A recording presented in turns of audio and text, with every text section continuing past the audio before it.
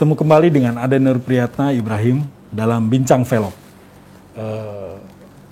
Tema kali ini adalah tentang menggapai asa bumi cendrawasih dari babak baru Otsus. Di studio telah hadir narasumber, beliau adalah Ketua Forum Komunikasi Anak Papua Pusat,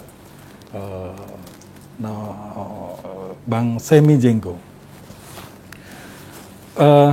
Acara ini sudah melalui protokol kesehatan, maka kita bisa membuka masker kita. Babak baru kelanjutan dana Otsus Papua dimulai dengan dimasukkannya revisi Undang-Undang Nomor 21 Tahun 2001 tentang Otsus bagi Provinsi Papua dan masuk salah satu prolegnas prioritas 2021. Namun saat ini penolakan terus terjadi dan masyarakat sebagian Papua menyuarakan tentang mempertanyakan perpanjangan dana Otsus ini. Saya mau banyak bertanya, berdiskusi dengan kebetulan Bang Semi ini adalah putra daerah Papua. Bang, pemerintah baru memutuskan memperpanjang pemberlakuan dana Otsus Papua yang telah berlangsung hampir 20 tahun lamanya. Dan di bulan Desember ini habis. Menurut Anda, bagaimana pelaksanaan Otsus hari ini? Ya, baik, terima kasih. Assalamualaikum warahmatullahi wabarakatuh. Shalom, salam sejahtera untuk kita semua. Salam kebajikan. Menurut kami, Forum Komunikasi Anak Papua, Otsus itu suatu program yang cukup bagus, terutama untuk masyarakat, pembangunan masyarakat di Papua. Bagi kami dari Forum Komunikasi, bahkan beberapa organisasi kemasyarakatan, khususnya yang lebih fokus ke wilayah Papua, dan itu terdiri dari berbagai macam organ-organ Papua sendiri. Kami mendukung pembangunan atau program Otsus ini dilanjuti. Cuman saran kami mungkin lebih fokus, kemudian mungkin lebih baik daripada yang kemarin. Ada proses tentunya perbaikan dari Otsus yang kemarin. Betul. Oke. Berarti Anda menyetujui tentang perpanjangan dana Otsus ini? Kami sangat setuju. Sangat setuju. Demi pembangunan dan kesejahteraan masyarakat, pendidikan, kesehatan dan sebagainya, kami sangat setuju dan kami mendukung untuk program itu dilanjuti. Oke. Menurut Anda, ketika yang hari ini banyak terjadi penolakan, ketika keputusan ini diperpanjang dana Otsus ini, itu adalah bentuk perhatian pemerintah pada Papua yang memang secara mereka punya kualitas sumber daya alam yang luar biasa dan sumber daya manusia yang luar biasa. Bahkan hari ini pemerintah menambah jumlah dana Otsus itu. Tadi saya bilang ada pihak-pihak yang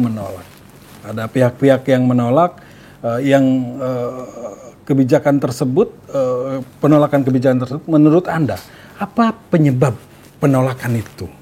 Yang pada akhirnya hal ini tidak hanya dilakukan di kampus, kemarin di Kemendagri juga terjadi mereka aksi gitu.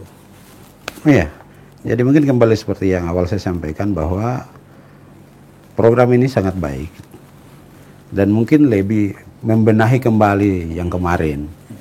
Nah, teman-teman saudara kami yang menolak ini ya sedikit banyak karena tidak, tadi seperti saya bilang harus lebih fokus, contoh seperti pendidikan.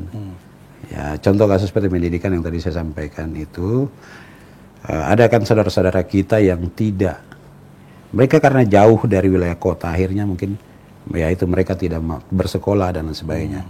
Maka ya kami tadi seperti saya bilang difokus, fokus. Kalau memang Otsus itu untuk pendidikan, kesehatan dan kesejahteraan, maka lebih fokus ke sana biar saudara-saudara kita yang menolak ini bisa lebih memahami. Menolak karena berbagai hal seperti tadi saya bilang.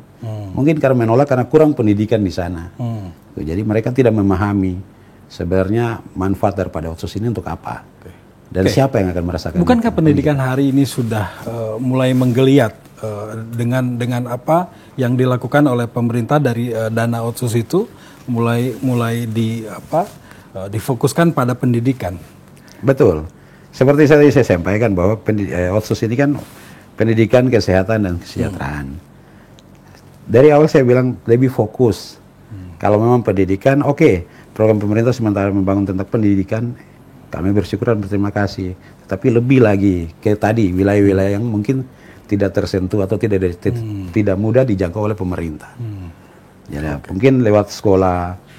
Ya kalau di sini ada sekolah online, di sana mungkin sekolah lewat ada tenaga yang bisa diperbantukan sambil menunggu guru atau lain sebagainya biar bisa saudara-saudara kita ini tidak tertinggal oleh pendidikan tadi. Dari berbagai opini penolakan yang berkembang, pihak yang menolak kelanjutan pemberian dana otsus itu menekankan opini agar pemerintah lebih baik, misalkan memberikan kebebasan pada masyarakat Papua menentukan nasibnya sendiri. Apakah hal ini menandakan bahwa pihak yang menolak otsus tadi diakomodir oleh separatis? Apakah Anda setuju dengan pendapat ini? Menurut saya bisa jadi itu bisa saja terjadi karena tadi dari awal saya bilang pendidikan lebih fokus.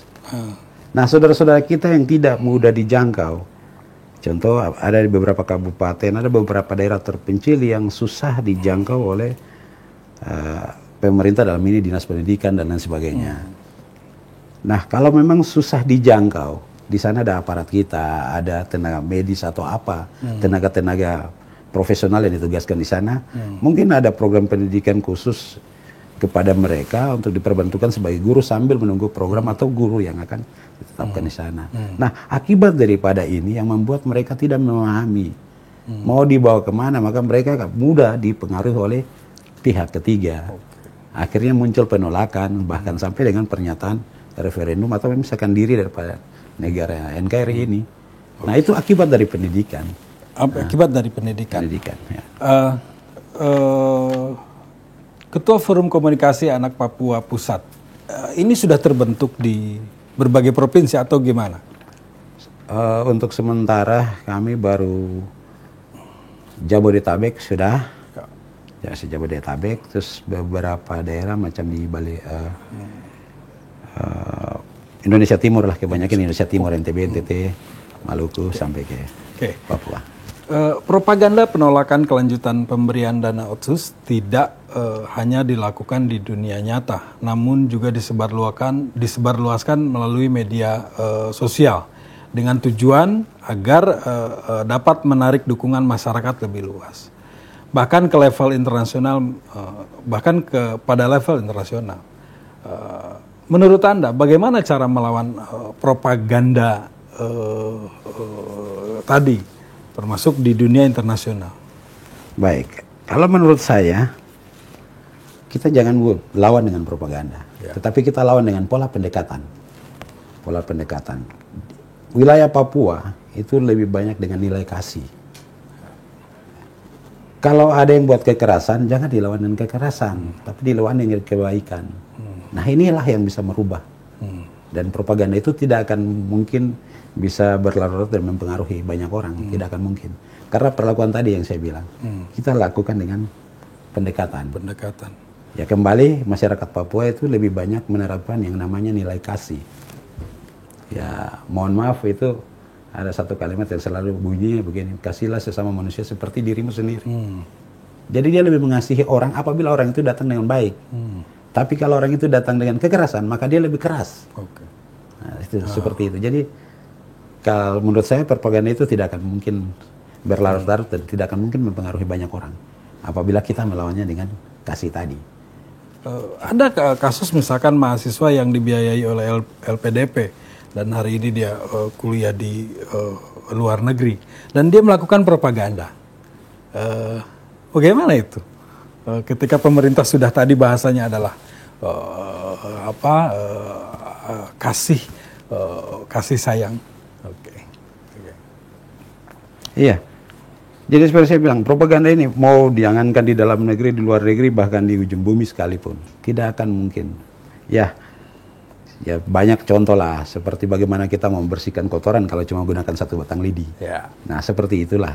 Maka jadi bekerja sama gitu ya. Kita bekerja sama dalam hal kebaikan. Jadi jangan kita sibuk dengan mengurus satu orang di sana yang berteriak lewat media sosial atau lain sebagainya. Tetapi lebih baik mari kita melakukan pendekatan kepada orang Papua yang berada di wilayah Papua, bahkan mereka terpinggirkan. Mereka yang jauh dari sentuhan-sentuhan pemerintah. Itulah yang harus kita lakukan. Dan itu akan merubah semuanya. Harapan Anda pada babak baru Otsus Papua yang dijalankan lewat revisi undang-undang ini, apa harapan Anda untuk kalau harapan masyarakat lebih luas Papua itu sendiri? Ya harapan saya sih mudah-mudahan ya seperti awal saya bilang, lebih fokus, lebih baik lagi daripada yang kemarin. Kalau saya kasih contoh ya seperti kalau bisa uang itu tidak dikembalikan ke Jakarta, kalau bisa bagi-bagi sajalah. Ya. Tetapi bagi-bagi dalam tanda petik yang bisa dipertanggungjawabkan dan betul-betul bermanfaat dan menyentuh langsung ke masyarakat untuk merubah semuanya tadi. Image daripada masyarakat bahkan kembali ke. Anda menemukan di lapangan bahwa ada nggak bahwa bantuan ini tidak tepat guna misalkan, yang padanya mama-mama ini harus berjuang sendiri membeli untuk menghidupi kehidupan. Iya, banyak yang terjadi di sana dan mohon maaf sebagian besar saya tidak bicara lembaga ataupun pemerintah, tapi ada oknum-oknum yang tidak memberikan itu sampai ke rakyat. Contoh pemberian dana pembangunan kampung. Dari pemerintah paling atas dikasih 100 juta, tapi sampai ke pemerintah kampung cuma 5 juta. Lalu apa yang mau dimanfaatkan, dipakai untuk pemberdayaan kampung itu? Tidak bisa. Berarti kalau pemerintah sudah tepat guna memberikan bantuan itu, tinggal di tingkat level paling bawah harus ada pengawasan yang luar biasa dari pemerintah pusat dan daerah bahwa dana ini harus masuk ke sampai pada orang yang berhak mendapatkannya. Betul. Apa pesan Anda pada masyarakat Indonesia secara keseluruhan, serta masyarakat Papua yang saat ini masih menolak? Pesan Anda bagi mereka yang hari ini masih bersikukuh menolak tentang dana otsus ini? Ya, baik. Pesan saya kepada masyarakat Papua untuk mari kita sama-sama melihat nilai positif daripada otsus itu sendiri. Janganlah kita mudah terprovokasi oleh oknum-oknum yang tidak bertanggung jawab, yang pada ujung-ujungnya akan menyusahkan diri kita sendiri. Kalau memang pendidikan itu bisa diperbaiki, mari kita perbaiki. Kita bergandeng tangan sama-sama membangun Papua dengan program yang diberikan oleh pemerintah dalam hal pembangunan masyarakat secara keseluruhan. Baik di masyarakat Papua yang berada di seluruh Indonesia, bahkan masyarakat Papua yang berada khususnya di Provinsi Papua dan Papua Barat. Apa yang sudah dilakukan oleh teman-teman komunitas Anda ini terhadap dana perpanjangan otsus ini? Apakah melakukan sebuah sosialisasi ataukah ada advokasi terhadap masyarakat Papua yang di luar Papua atau di Papua itu sendiri? Ada, seperti tadi saya sampaikan bahwa kita ada beberapa organisasi yang lebih banyak mengakomodir masyarakat khususnya Papua yang berada di seluruh Indonesia. Contoh seperti Lembaga Transformasi Papua.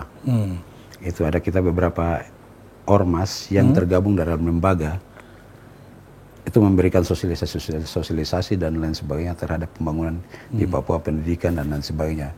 Contoh kasus kami ada beberapa pendidikan non formal yang kami berikan lewat beberapa yayasan yang ada di daerah. Itu dengan menggunakan biaya sumbangan daripada teman-teman yang sudah berhasil. Kita membangun itu pendidikan-pendidikan untuk memberikan lebih banyak pemahaman tentang otsus, dan kami lebih banyak bicara tentang pembangunan, bagaimana membangun Bukan cuma saya infrastruktur, tapi bagaimana membangun manusia Papua yang betul-betul cerdas dalam menghadapi tantangan dunia. Oke. Sampai hari ini mungkin sudah itu yang sudah dilakukan oleh teman-teman gitu. Betul. Akhirnya saya ingin memberikan